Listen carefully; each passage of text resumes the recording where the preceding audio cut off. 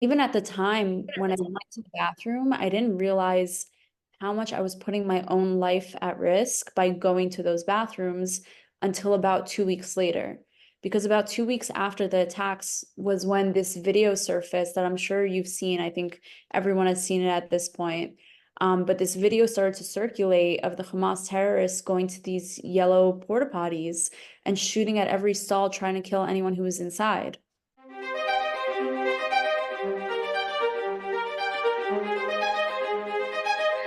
Hi, Natalie. So nice to have you. I I I really appreciate you doing this interview for Liberate Art. We're welcoming Natalie Sanandaji, and who is a survivor of the Noah Music Festival attack on October 7th. I have heard about your story and I know a little about your background, but I'd really appreciate it if you share with our audience, first of all, where you normally live and what brought you to Israel and to that music festival that morning. So I'm a Jewish American. I grew up in New York, daughter of an Israeli mother and an Iranian father. And as the daughter of an Israeli mother, I've been going to Israel basically every year my entire life. And this You summer, have family there? yeah, I have a lot of family there from my mother's side and my father's side as well. So I've been going to Israel almost every year, and this past summer was no different. I went for a friend's wedding, and then I ended up extending and staying for the holidays to be with friends and family, and that's kind of how I found myself at the Nova Music Festival. I went with three friends who are all Israeli, and I was the only American in the group. Um, and I'll go into a little bit of that day. Yes, please. Yes. Tell us So what happened that morning. So we arrived at the festival at around 1 a.m. And then at around 3 a.m., we decided to take a rest and nap for a few hours and wake up for the sunrise set of the festival, which typically is supposed to be the most exciting part of these kinds of festivals. And when we What took had the vibe been like the night before when you were there? it was beautiful. Like these types of events, especially the psytrance community events, a lot of the time the people that go to these events are compared to those who went to Woodstock. Like very hippie-ish, very like peaceful, loving, fun. Um, and it was an amazing energy, an amazing vibe, the night before.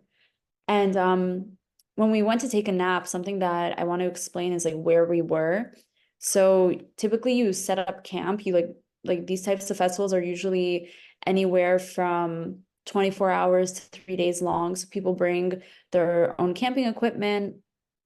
And our campsite was very close to the dance floor. So where we were sleeping, you could still hear the music.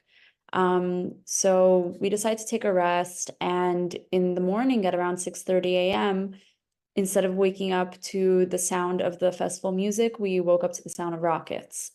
And something I always like to point out is how we were woken up.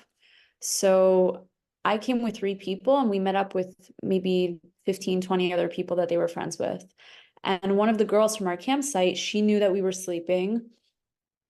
And she was on the dance floor when the rockets first started coming. And she wanted to make sure that we were alert and awake to the situation that was happening. So she came over from the dance floor and she kind of like nudged us awake.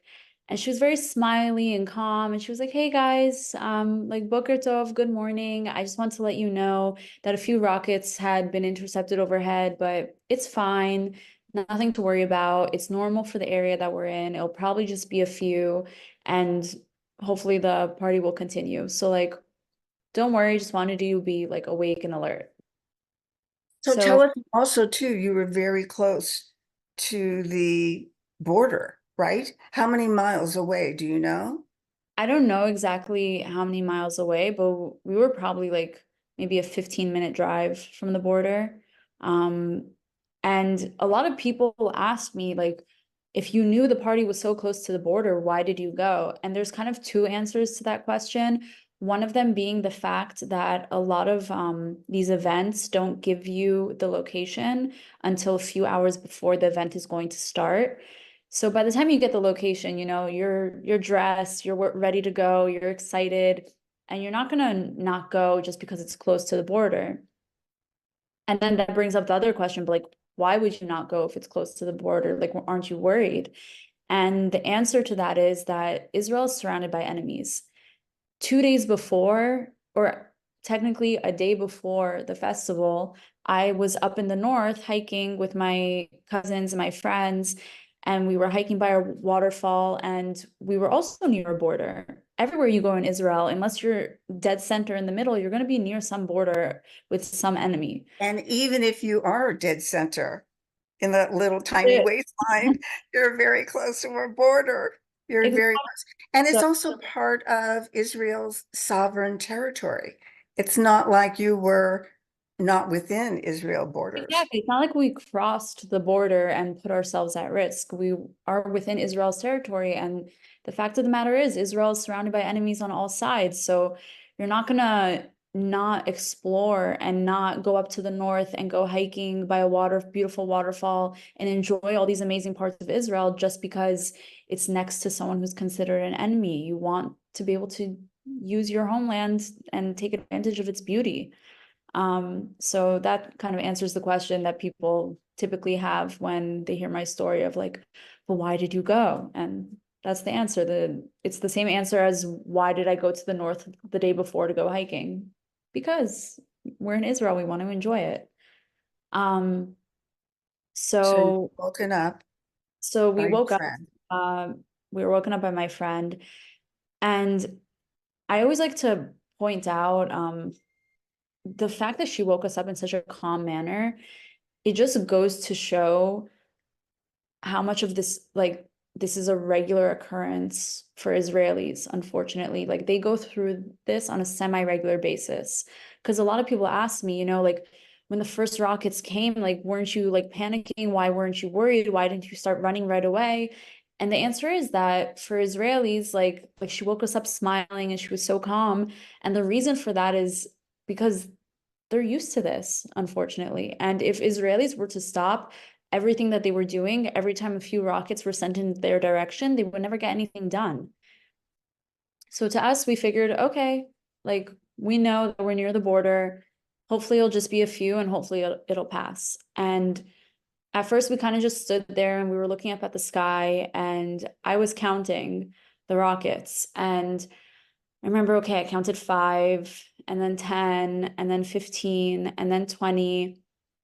And probably somewhere between 15 and 20, you start to feel like a little bit of panic. You start to realize, like, okay, maybe we're wrong. This isn't just another ordinary situation. Like this seems a little bit different.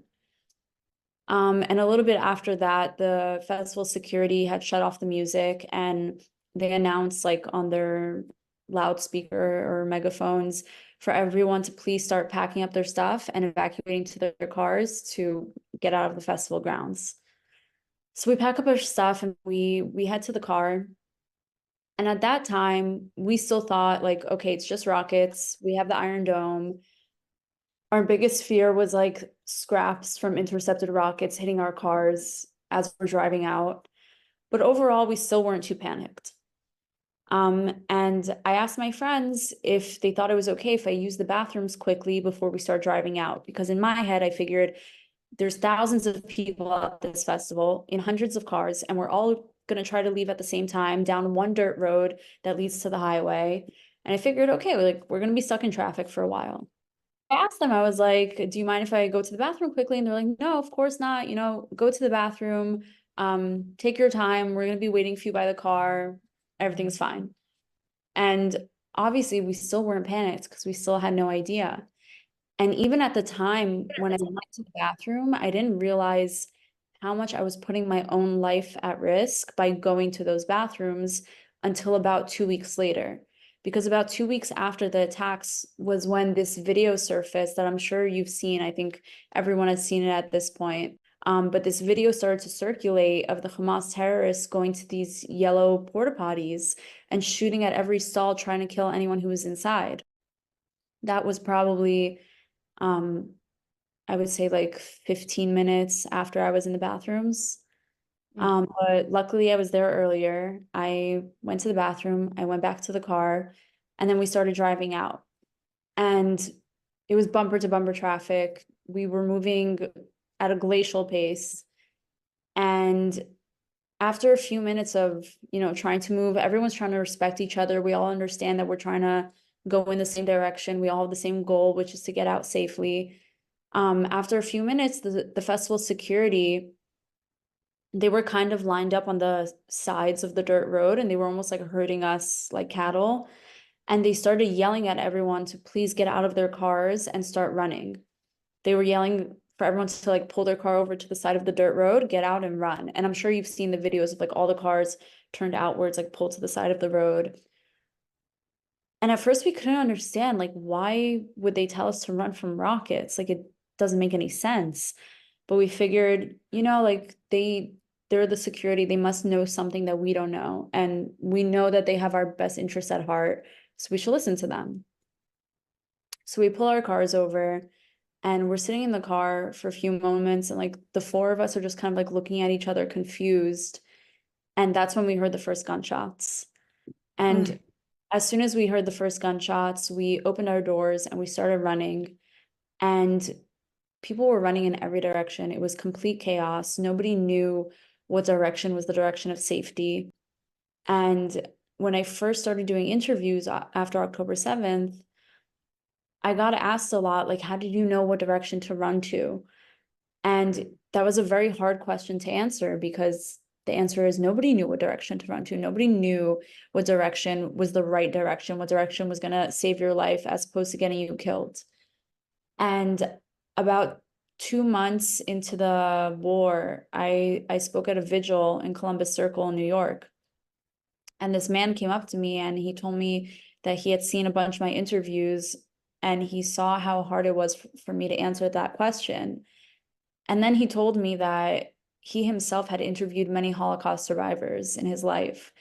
And when Holocaust survivors were asked in life and death situations how they knew what decision to make, Yes.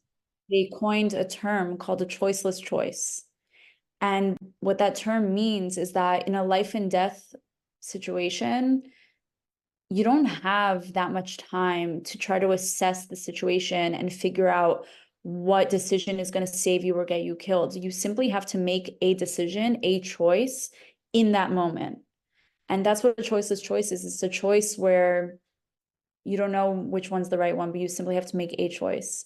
And that perfectly describes every choice we made while running from the Hamas terrorists. They were all choiceless choices. One of those choices was maybe about 20 minutes into running. We think that we're running towards safety. We think that the terrorists are coming from behind us. And then suddenly we see dozens of people from the festival running in our direction. And you automatically realize they're being pursued, they're being chased after, they're being shot at, and they're coming And you're actually running in yeah. towards their assailants. And you suddenly realize you have to change directions and you have to make that split-second decision, that choiceless choice on what direction to run to next. Another example of a choiceless choice was about, I would say, 2 hours into running. We passed by a group of kids that we knew, and there was about 10, 15 of them hiding in a ditch. And they called out to us and they told us, like, guys, like, come hide in this ditch with us. And we started crawling into the ditch. And then one of the three friends that I came with started yelling at us.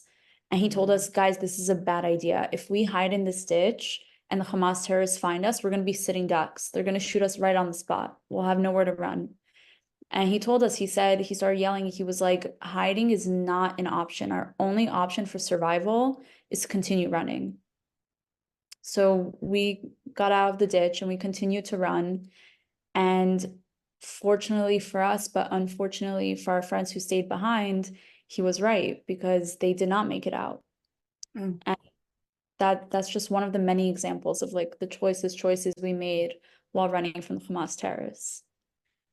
About 4 hours into running, we're tired, we're hot, we've been running in the sun, we don't have water. Few people thought to like grab their water bottles when they started running, and people were sharing water with each other.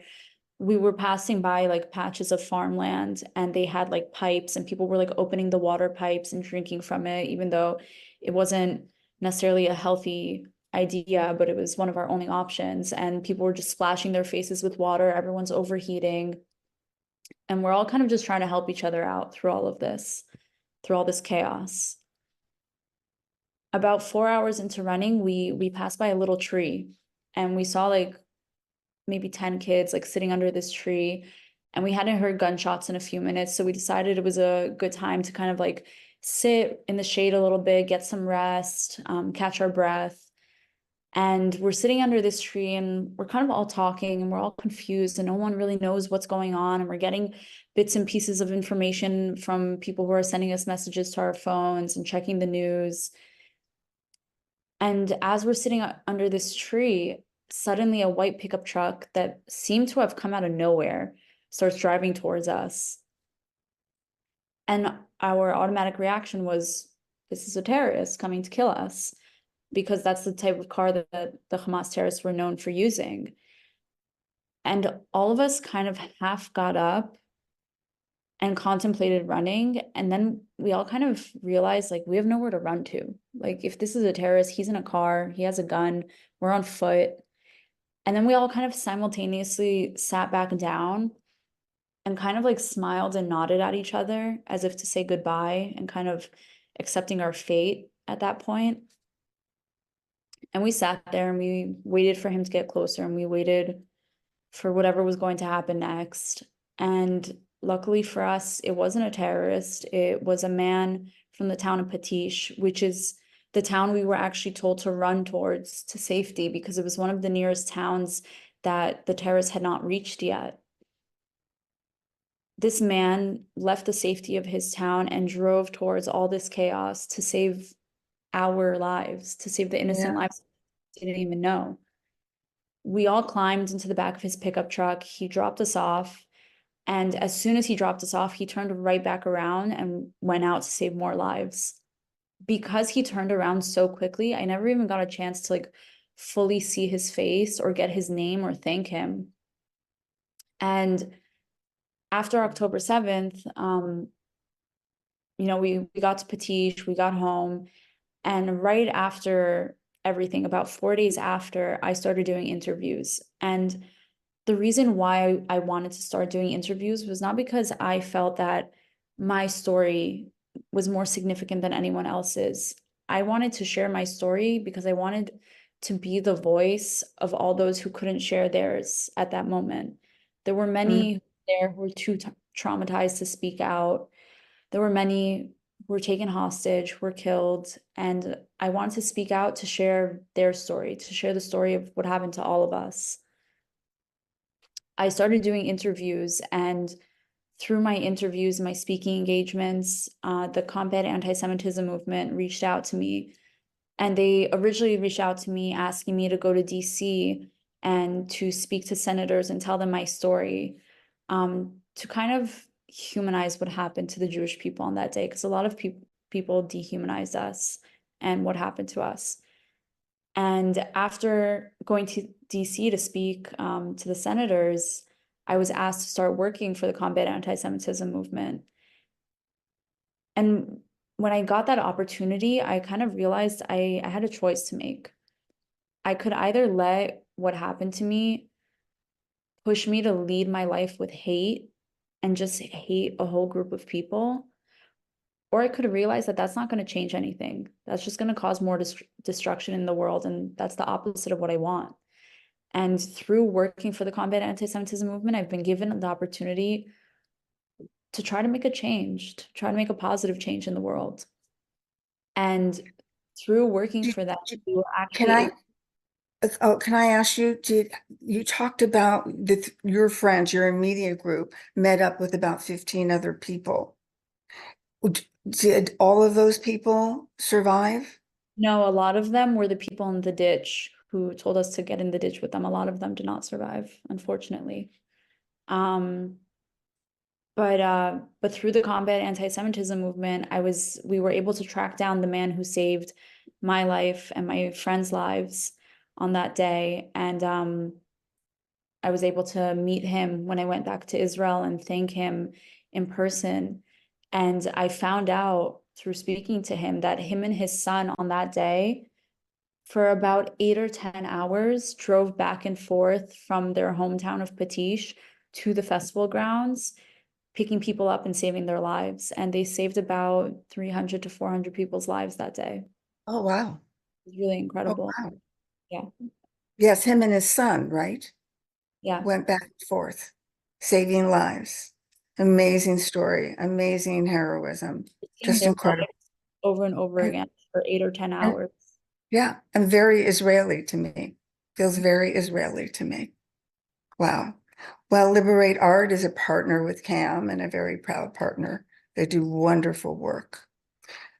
On a personal level, I know, or it sounds to me like what you're saying is that working with CAM has been part of your healing process Oh, a as well. 1000%. And I don't think I realized that until I started meeting more survivors. And when I spoke to more survivors of the Nova Festival, a lot of them kind of had the same story where they said that after October 7th, they fell into like this black hole and they woke up every day feeling like they have no purpose and no reason to get up and get out of bed. And they really fell into this depression for months. Um, a lot of them didn't speak to any of their family members or friends for months. They kind of just sat around at home. And I think it like re-traumatized them over and over again, the more that they were alone and the more that they were able to kind of just sit and overthink about what happened on that day. And Cam really gave me this reason to get up every day. It kept me busy. And then also it gave me more opportunity to go out and speak. And I realized that telling my story over and over again is also a form of kind of Therapy? trauma, yeah, of therapy. And I think I didn't realize I knew that like having a purpose and waking up and like having this new opportunity to like go out and work and to tell my story, I knew that like in a sense it was keeping me busy and it was helping me heal.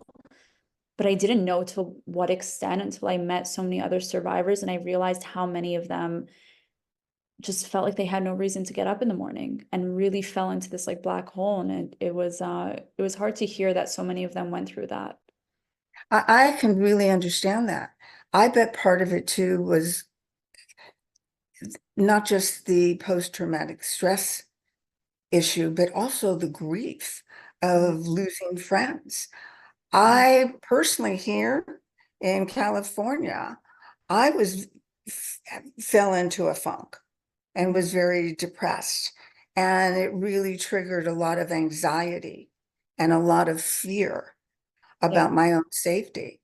And I know that you've spoken as well about, and with one of the main goals and missions of CAM is to talk about anti-Semitism outside of Israel's borders, which is rampant all over. Well, not Not just outside of just in the, Israel's borders, but like outside of the Jewish community all over the world as a whole. Our main yes. focus is building bridges with other communities instead of just focusing within the Jewish community, which is something I really love, especially as someone who has like an Iranian background and Israeli background. Through this work of like connecting and building bridges with other communities, it's given me the opportunity to meet so many Muslim Iranians and to hear how they feel about the war and to realize How they do want they feel about the war? Yeah. they want peace as much as we do. They understand better than anyone that their same government, and this is something I was saying from the beginning of my interviews, and people weren't really hearing me out. But their same government, the Islamic Republic regime, Hamas is just a proxy of them. And the people of Iran understand that we have the same enemy. They understand that their same government that was killing their innocent people, that killed Masa Amini, and that's still killing innocent people in Iran today. is the same thing as Hamas. And they understand we have the same enemy, and they want to get rid of this enemy as badly as we do. And Also, it's you're speaking to people who are no longer there as well. So they already acknowledge that, and that's one of the reasons why they fled and they left Iran, right? but it's a lot of it's majority of the population, honestly, that's still there that wants it so bad. Yeah. And you're learning this also through the people that you're talking to, the Muslim Iranians who are reflecting. Yeah. Yes, we are hearing that. We are hearing that. And it's really important, I think, that not just our government speak to those people, but that individual separate groups reach out and connect with them so that they know that they're not alone and that there's people on the other side to join up with them. Well, that's wonderful. And what about the anti-Semitism that's we're really facing in the United States, we're facing in Europe, we're facing everywhere? I had read in an interview you said that you feel safer I was about to physically get in into that. Israel. So when I first started doing interviews, after October 7th, mostly everyone only wanted to talk about October 7th and what happened on that day. And then this one journalist called me over the phone to do an interview for an article she was going to write. And I said a statement in that article, in that interview, that to me didn't seem outlandish. To me, I didn't even know if it was going to be used in the article. I didn't really think twice about it. But she ended up making it the title of the article because to her that was such a outlandish statement. And what I said was that as a Jew in general, but as a Jewish woman, I feel safer in Israel at a time of war than I do here in the United States. And then whenever I say that, people like to look like so confused, and then all these interviewers after that article came out, that's all they want to talk about. They gave me like 2 minutes to speak about October 7th, and then they want to go straight into that. And I was happy that they wanted to go into that because I wanted to talk about it. I wanted to explain to people why that's not a crazy statement. I And don't, it doesn't sound crazy to me. well, it sounds crazy to other people because what they're thinking in their head is there's rockets flying all over the place. Like, how can you feel safer in Israel? And when I say I feel safer in Israel, what I mean is I feel more protected in Israel. That if something potentially is going to happen, I'm going to be more protected than I will be here. When I'm walking down the street in Israel, I'm not afraid to wear my Jewish star necklace. I'm not afraid to speak Hebrew, but I am here. It's more of the day-to-day fear that I have here and the fact that I don't feel protected enough. And part of that has to do with another thing I've spoken about a lot, that the Combat Anti-Semitism movement is also working really hard to push, is the IRA definition of anti-Semitism. That definition and that definition alone protects us way more than the previous definition or any other definition that people are trying to adopt. And that's part of me feeling unprotected when people don't take that seriously, when people don't want to recognize that definition. So yeah, so I was happy that people want to speak about it because it's something that needs to be spoken about. It's something that needs to be explained. Absolutely. And I couldn't agree more. It's much safer to be Jewish in Israel, and that's part of who you are and part of who I am. So it's safer to be yourself there. Yeah. And when I see graffiti on a wall that has a swastika, it profoundly frightens me. And you're not getting those type of signals coming at you when you're in Israel. And all right now with all of they call them rallies, but they really feel like mobs that are, with their slogans. It's very, very intimidating. And I don't feel the sense of community around me walking outside of my immediate circle that I feel in Israel, that I feel everywhere in Israel. So I totally understand. And I think it's okay to say that out loud. And I'm glad you did. The other thing that I'm really quite amazed at is the resiliency of the Israeli people. I was at a conference in Denver in November and spoke to a lot of different Israelis. And I learned a lot about the problems that they're facing since the war started that I never even thought of, like what this is doing to the economy there and to people who have jobs, right? You have a business, you're a chiropractor, you get called up and you leave for 3 months. And what about the health care for your patients? How has it been when you talk to your Israeli friends? How are they coping and dealing with that? Well, in typical Israeli fashion, people are just trying to feel as normal as possible on their day to day as much as they can, because you never know what's going to happen next. And as we saw, like for the past 6 months since the war started, like people are just constantly trying to feel normal. And then boom, you have Iran sending rockets and people getting nervous. And then as soon as they have the opportunity to step outside again and try to feel normal again, they do. And they go back to work and they go to the beach and they take their kids to school. In Israel, there's always a very fast turnaround rate in regards to fear and then like normal life and going back to that normality. Um, And I hear and read articles all the time about how they're already rebuilding, even though things are still being destroyed. They've yeah, already started rebuilding, which especially is, the people who lived there, they called it like a piece of heaven on earth. They loved being there. And as much as there are some people that feel that too many horrible things happened in that area and they can't live there anymore and not think about those things, I would say a majority of the people who are living in those areas want to go back. They want to rebuild and we will never forget what happened here, but we want to make it beautiful again and we want to live here again and we want to have that piece of heaven on earth again.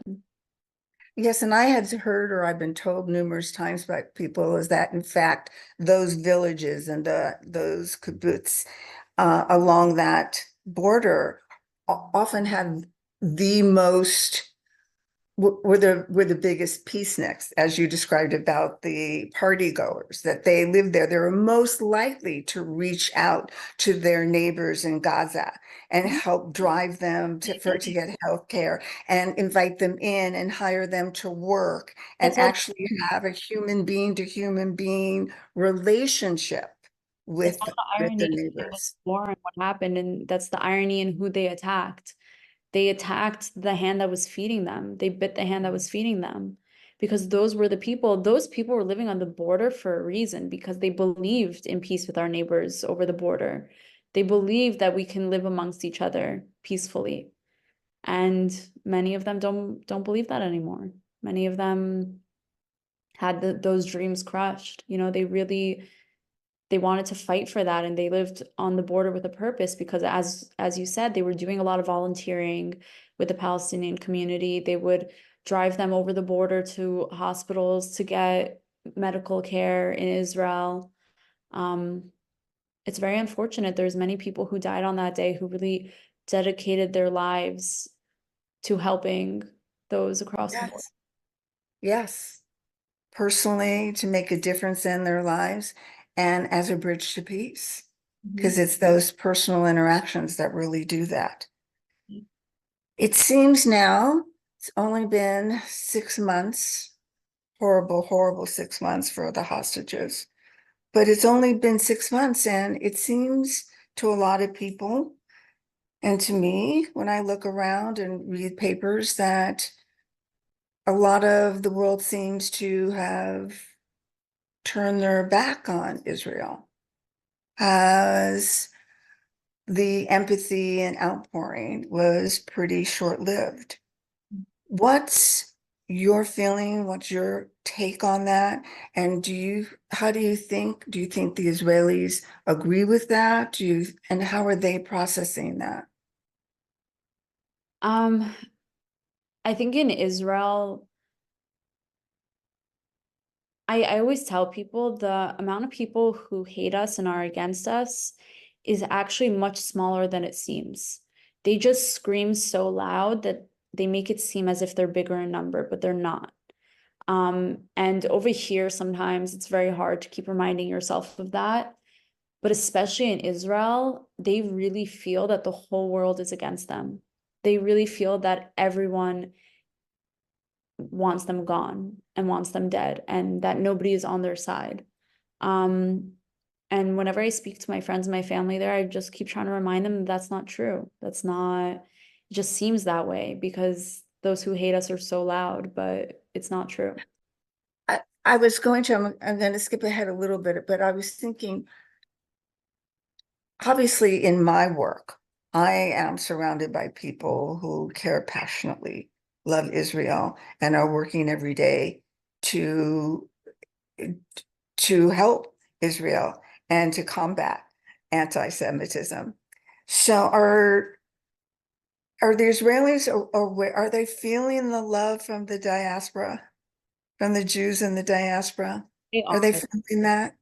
Especially as of recently, like with the outpour of like donations and like the amount of people from like the diaspora helping buying more equipment for all the soldiers that went back into the reserves. They're seeing it and they're feeling it, and it gives them a lot of power. I would hope so. I remember this was a long time ago, maybe 10 years ago, and I met an Israeli through a friend. We were at a Shabbat dinner, we were talking, and one of his comments was that until he had moved to the United States, he had no idea about the love and support Mhm. that existed here for Israel. So I'm glad they're feeling that because they need to know that they're not alone, I think that they that's have the rest of us. for a lot of Israelis, like in general. Like I feel like a lot of them up until now didn't realize that. But since the war had started, they've realized they've seen the love and they've seen the help, and it really gives them a lot of strength to keep going. Good, good. I hope so. Also on that note, so let me ask you, do you feel that the Israelis right now, what's the sentiment? I know that it's going to change, obviously, but I saw this wonderful video of the morning after the attack by Iran.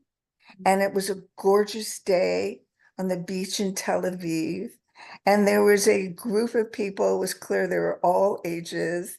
And it was also seemed to be some kind of class that meets and does basic cardio exercises to music. Oh, I And saw, yeah, they were doing it's a type of dance that they do in Israel. It's called Rikudei Am. And yeah, I saw that video. It looked so cute. It was yeah, it was very, heartwarming. very uplifting and really showed you resiliency. And after that night to come back and experience joy. So I still get the feeling when I talk to people, they know they're in a slump right now. They know it's tough.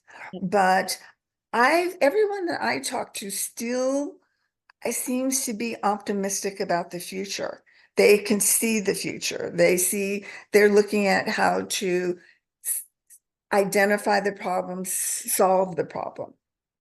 And that's been my takeaway. Has that been your experience as well? Yeah, I think people know that the actual solution to this problem is not something that will happen overnight. It's not something that will happen over a few months. It's not even something that will happen over a few years. There's many moving parts to this. I think for everyone, there's kind of like a list of our goals, and like the top is getting our hostages back. After that, I think for a lot of people, it's seeing a change in the Israeli government, because a lot of people, a lot of Israelis, unfortunately, have lost trust in their government after what happened. That's not something to be taken care of right now. Right now, the major goals, the hostages. Then I think it's seeing a change in the Israeli government and hopefully instilling a government that will instill faith and trust in the Israelis again. And then I think after that is focusing on multiple nations in the Middle East coming together and governing the Palestinian people and making sure that they don't fall in the trap of having a terrorist organization run their lives again, so they can actually have like a chance at a future and a real life and not be raised with hate as their goal in life and with killing Mhm. goal in life. Um, just imagine like me and you grew up in America and we were raised from such a young age to have dreams and have aspirations and be anything you want and go travel the world and learn new languages and experience and then there's certain people that are raised in a way with like a lack of appreciation for life and more so an appreciation for death in the honor of destroying the Jewish people and spreading kind of this extremist Muslim view on the world. And it's very unfortunate for so many people to have their lives wasted for a cause that they probably don't even believe in. You know, for a lot of them, it's kind of the only option. Something they've never had the opportunity to really think through.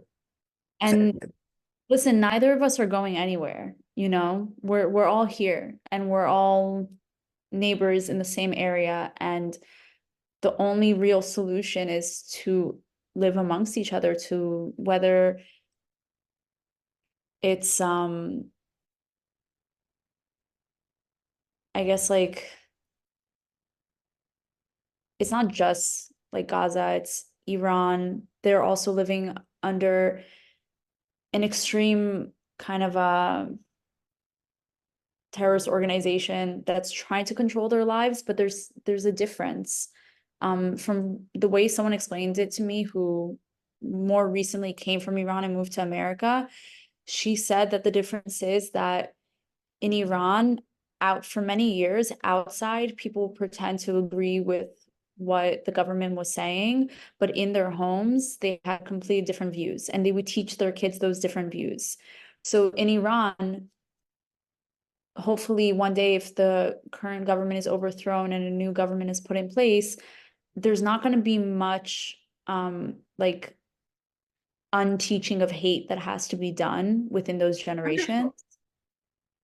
While with the Palestinians in Gaza, I think it's going to take years of multiple nations in the Middle East coming together and governing them and trying to unteach that hate. Because a lot of them really have that taught hate within them.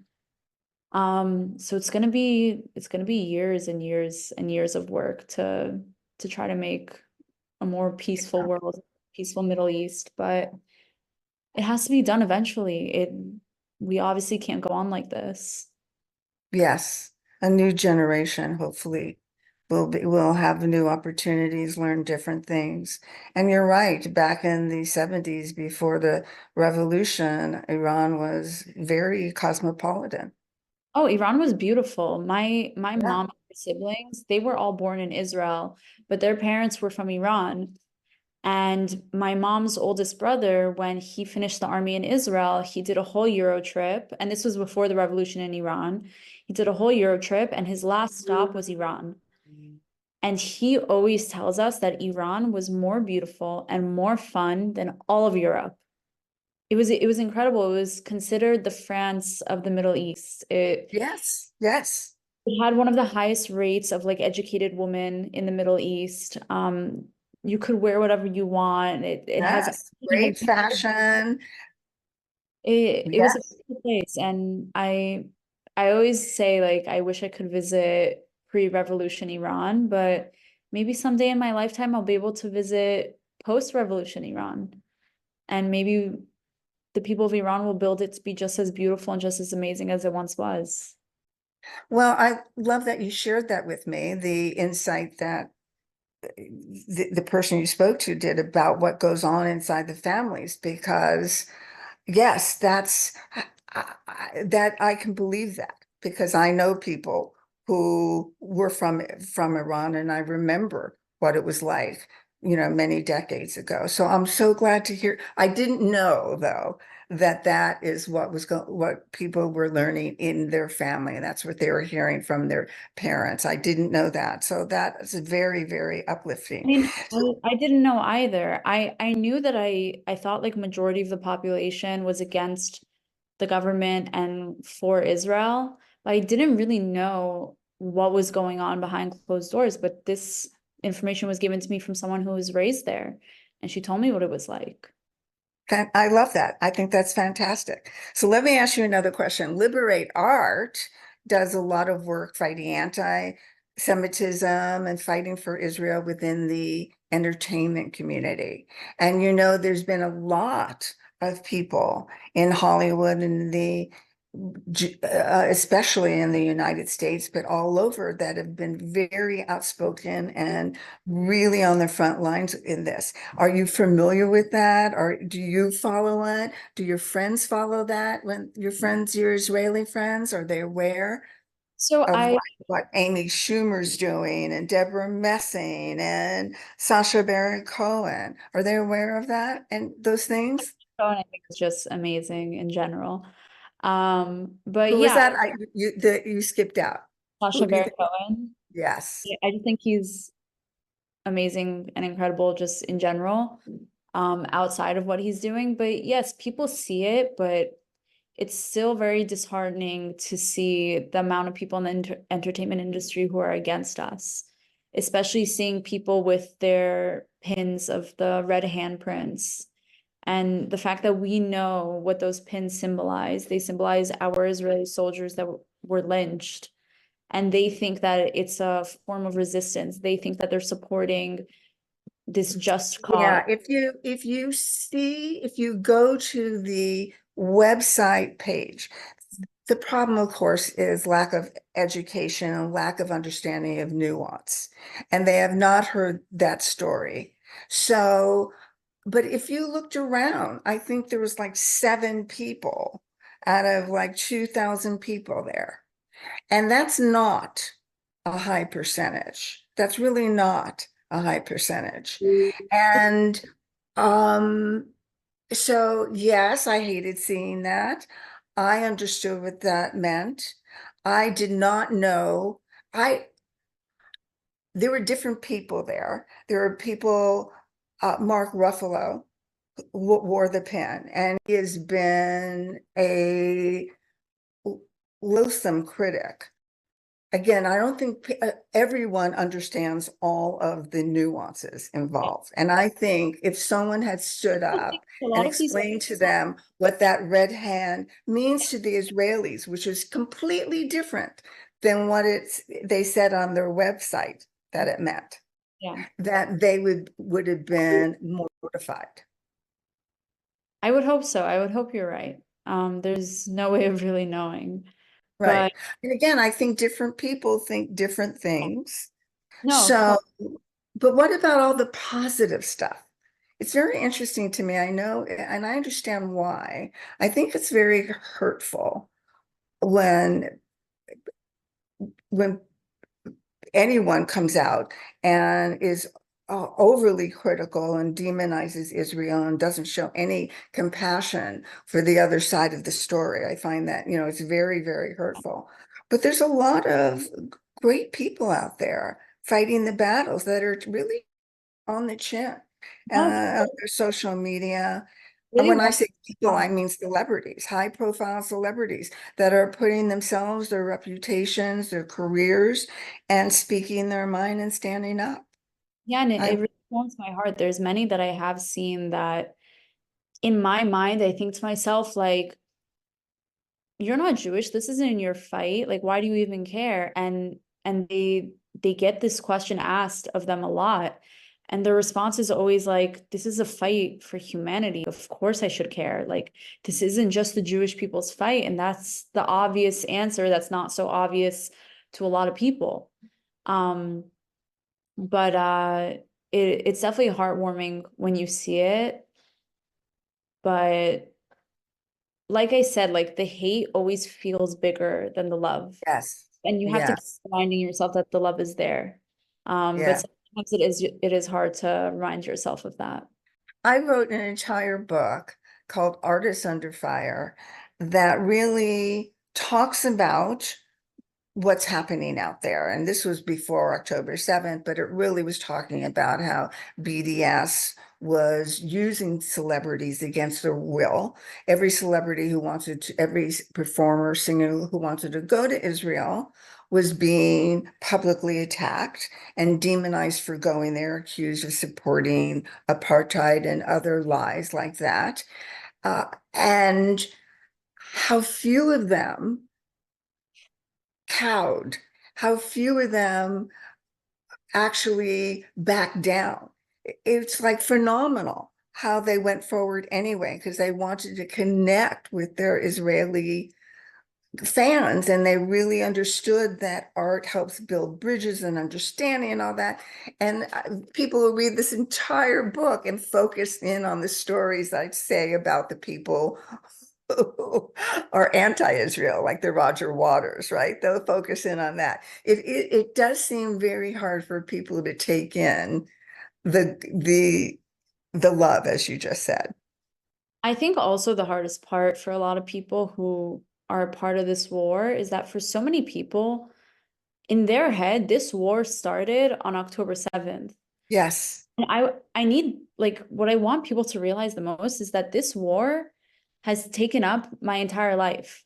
This war started when the Islamic regime took control of Iran.